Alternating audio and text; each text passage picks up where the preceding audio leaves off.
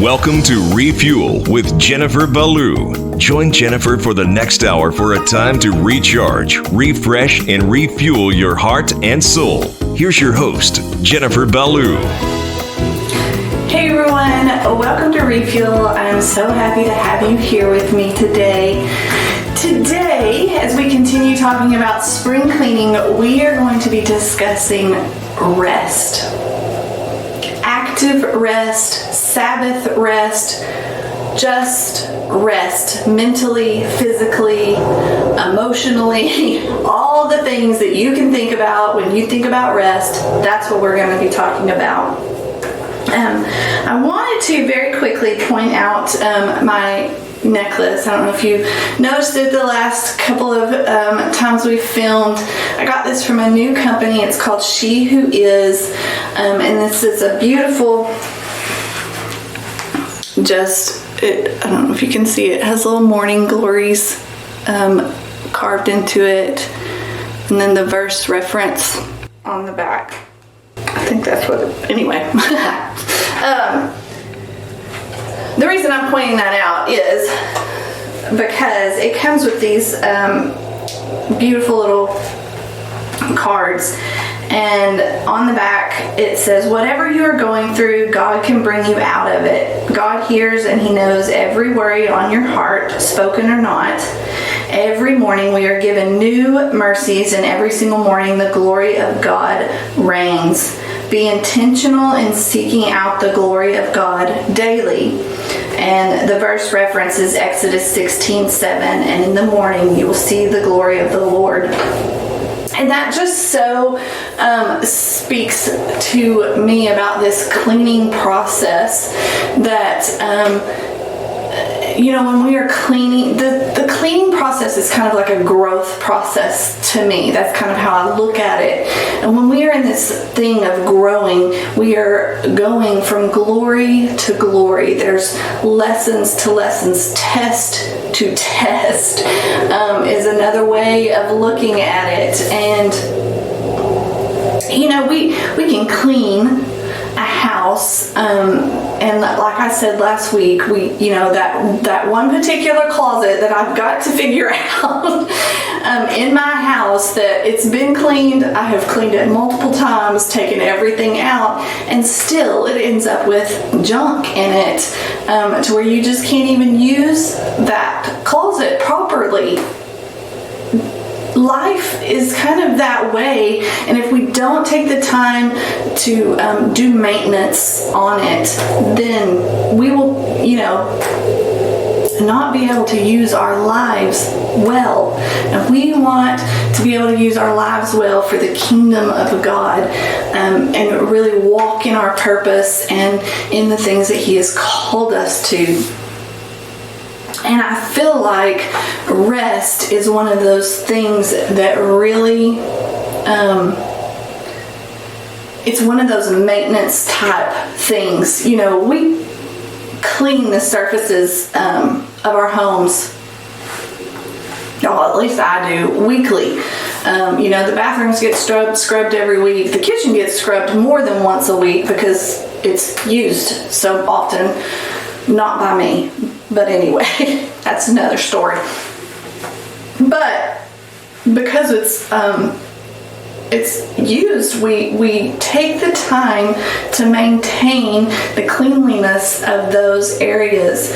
And I think we forget to do that with our own selves, that we forget that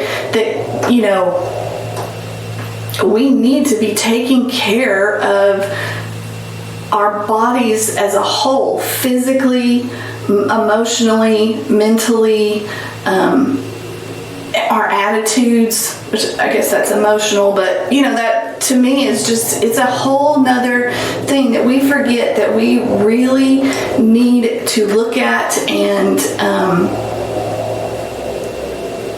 to take the time to figure out what that looks like, because it's different for each of us.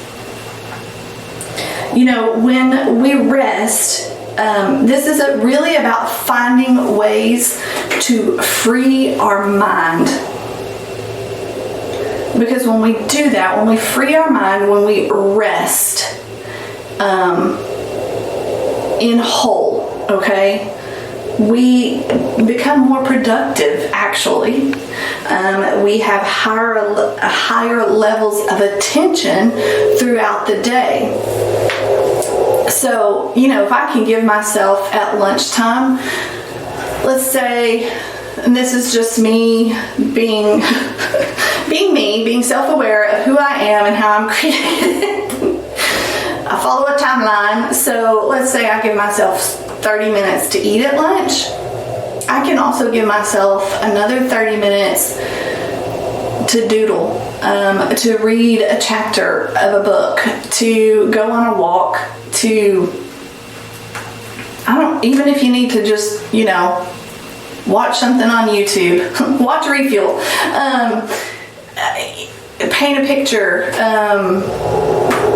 work in my planner, even though that doesn't probably sound like a rest to a lot of people. It is to me, because I've checked off things. I know where I'm got to be for the rest of the day. That is freeing to me. It allows my brain to just, it frees my mind, to clean a closet out, or I usually can't do that in 30 minutes. But if I can give myself 30 minutes in the middle of the day, that means the rest of my day is going to be more productive. I'm going to have a better focus, and really be able to give my all to what I'm doing. I have found for myself that because I have such a crazy schedule and late nights where I'm very physically active teaching dance classes, that I have to, I take quite a long time getting ready to go to bed to be able to get my body to wind down physically, and then to get my brain to wind down mentally. Takes me a while. I mean, it's, I've got a whole process, and a lot of the times late at night I'm sitting up doing some artwork just to kind of let everything out of my brain. I mean, God and I have some great conversations while I'm painting or doodling or whatever, but it allows me to kind of empty out my brain before I go to sleep so that I can sleep. I am not one of those people who lays up overthinking things, or and if I am worried about something and I haven't done that, then yes, I'm going to be up a lot at night. But I have come to the place where I know now, and it has taken a long time to get there, that is the kind of rest that I need, to really empty my brain and to go, and from there I can get actual rest, actual sleep. So here's just some other things that rest will do for you. And this is, a lot of the times I'm talking about rest physically, I'm talking about it mentally, and then I'm also talking about it as an attitude, because we have to have an attitude of rest. God doesn't do anything not from a place of rest. Let me put that a different way. Everything God does, He does from a place of rest. He created us in His image. We are to be like Him. Everything we do is to be done from an attitude of rest. And what does that really mean? What does that really look like? Well, that attitude of rest is a weapon against the negatives. Now, if you watch the last few episodes, then you're going to understand that everybody's negatives are different. I mean, I wrote some down, like fear and worry, but which, that's a broad spectrum. Everybody has fears, everybody has worries. But for myself, my personality type, that is a weapon against performance. That, did I do it correctly? Did I do it the way you were expecting it to be done? Did I follow the rules? exactly to the T, that perfectionism type mentality. Rest, an attitude of rest, is a weapon against that. And man, I can tell you 100% it is. It is an effective weapon. For some people, that weapon against a negative may be rejection. It may be, I'm trying to think of different Enneagram types and what their different fears are, but that is the type of thing I'm talking about when I say a negative. It's a weapon against those things, and it's going to be different for everyone, and even within different personality types, it's going to be different because of our upbringing and the things that we've gone through in life. But just know that attitude of rest is a weapon against those things. It helps us to look at circumstances differently when we are operating from a place of rest. Because when I am in a place of rest, I can become more proactive instead of reactive.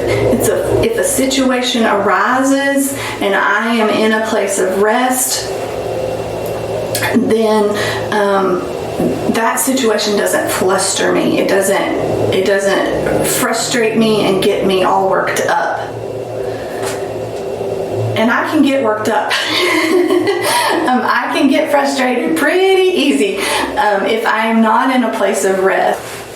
My emotions can just run really, at a high level. So if I am not operating from a place of rest, you are going to get that first one that's right there, and that's being reactive and not proactive.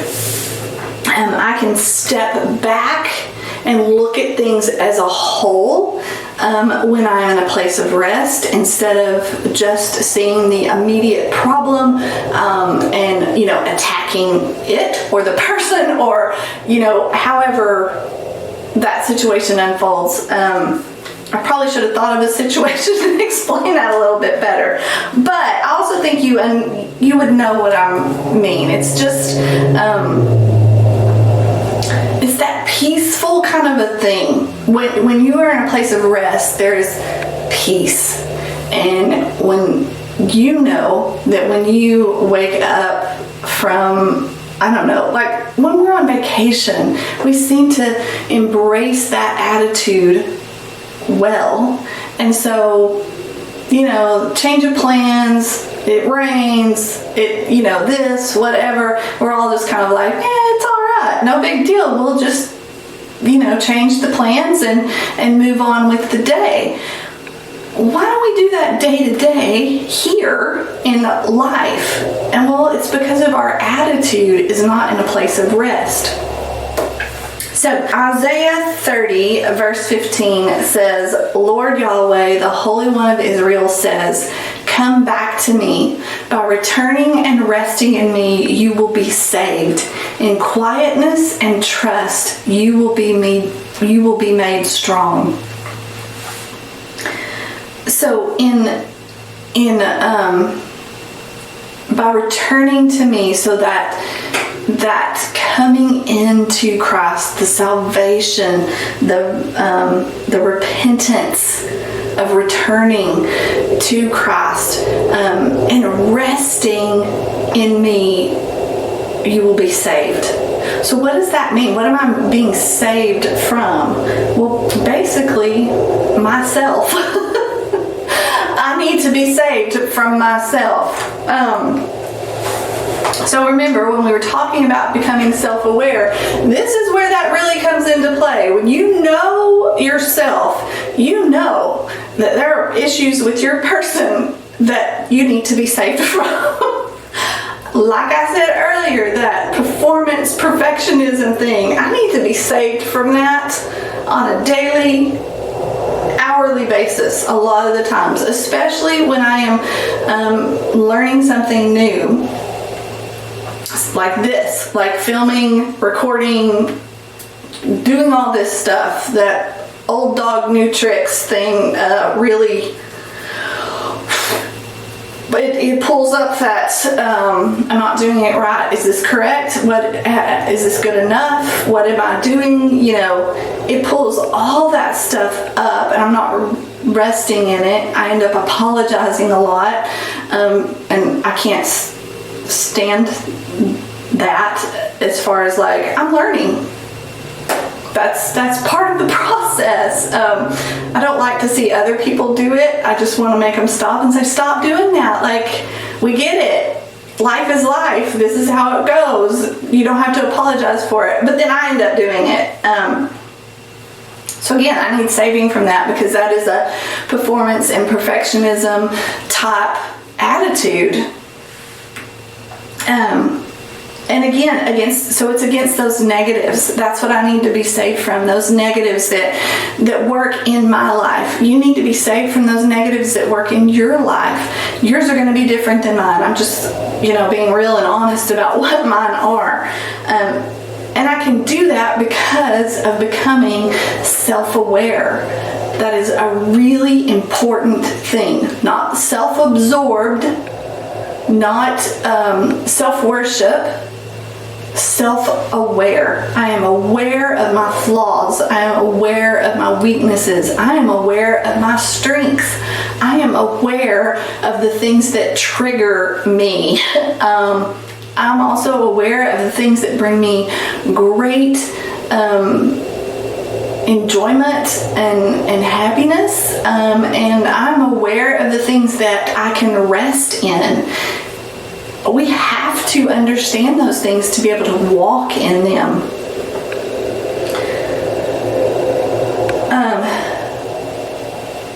So in Isaiah, when they're talking about returning and resting in me, you will be saved. I think, for me, this is one of those verses that we can probably interpret 9 million different ways. But I need to be saved from myself. And I believe the people of Israel did as well. The ability to deal peacefully with the junk that is caused by others and just life in general is where that in the quietness and trust you will be made strong. When I learn to rest, I learn to get in this quiet place where I can deal with things reactively instead of proactive. And I'm resting and trusting in the sovereignty of God, and those become my strength, and they become a superpower, really. If you want to talk about being a superhero, this is how we do it. We learn to rest, and we rest in our attitudes. We need to rest physically and mentally, and then we need to trust in the sovereignty of God and in His dealing and how, just that He is God. He takes care of these things. Because like I said, He never grows tired. And He only operates from a place of rest. And He seats me in heavenly places and gives me that same ability to not grow tired or weary. He's given us the tools. We just have to take them out of the tool belt and use them. That's where I think we fail a lot of times, is not actually using the things that God has given us to use. Okay, so let's talk a little bit about Sabbath rest, because I think this helps with the whole attitude of rest and kind of where we've lost some of this. Sabbath actually means intermission. So basically, to take a break. To stop what you normally do and do something different. That when we take a Sabbath rest, we are kind of declaring that there is more to life than producing and consuming. So we put ourselves in a place where we are trusting God more, because we've taken a break from our work, And we are saying basically that we rely on God to take care of us, not that we can work so much that, we can take care of ourselves. Is really the mentality of a Sabbath rest. When we look at the word work, there's a million different synonyms. Is that the right term? It's been a while since I've been in an English class. For the word work.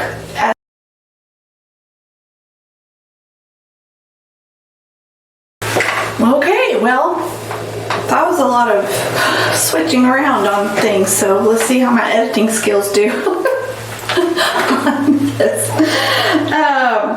So, Sabbath rest. We're going to keep talking about it. About to finish up.